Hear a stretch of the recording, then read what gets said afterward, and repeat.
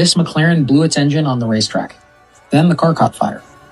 Behind the cabin sits a 3.8-liter twin-turbo dry-sump V8. 562 horsepower, 204 miles an hour through a carbon chassis. None of those numbers mattered, though, when it arrived. It was silent, damaged, and facing one decision. Replace the engine or save it. We saved it. The car rose, fluids drained, battery power disappeared, connectors were labeled and unplugged, cooling lines released, charge pipes, exhaust, shields, and mounts all came away. Then the engine and gearbox descended from behind that carbon tub.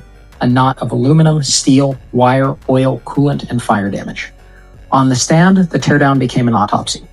Turbos peeled off, pumps and covers lifted, timing chains relaxed, 4 camshafts came out.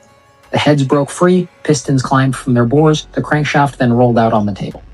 In fast forward, a 204-mile-an-hour power plant collapsed into a bare crankcase and rows of evidence. The camera followed the teardown. The rebuild was decided in the machine shop. Blocks, heads, crankshaft, and rotating assembly moved into machining. Micrometers replaced guesses. Critical surfaces and dimensions were checked, corrected, and verified. Every hard part either earned its place or stayed out. Clean metal came back. Bearings then nestled into their saddles. Assembly lube paints the journals. The crank is lowered into the block. Caps screw down. A dial indicator magnified movement too small for humans' fingers.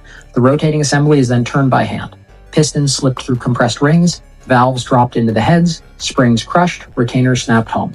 4 camshafts settle over the valve train. Timing chains stitched the crankshaft to the camshaft, forcing dozens of parts to agree on the same fractions of a second. Turn the crank, watch the marks, feel the resistance, turn it again. Once the geometry agreed, the engine then grows outward. Covers sealed, pumps returned, sensors find their ports, harnesses wrap the engine, lines trace their routes, turbos closed around the hot side. The gearbox then meets the V8. The powertrain rose back behind the carbon tub, every connector found its address, every hose cleared heat in motion, every bracket landed. Then the fast forward stops. Fresh fluids, prime the oiling system, watch pressure rise before combustion, wake the modules, fill and bleed the cooling system, turn the key.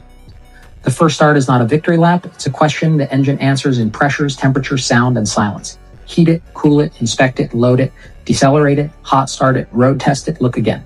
The track reduced this engine to smoke, fire, and parts. We rebuilt it into clearance, timing, pressure, boost, and motion. McLaren built a 204-mile-an-hour machine. We gave its original engine one more lap.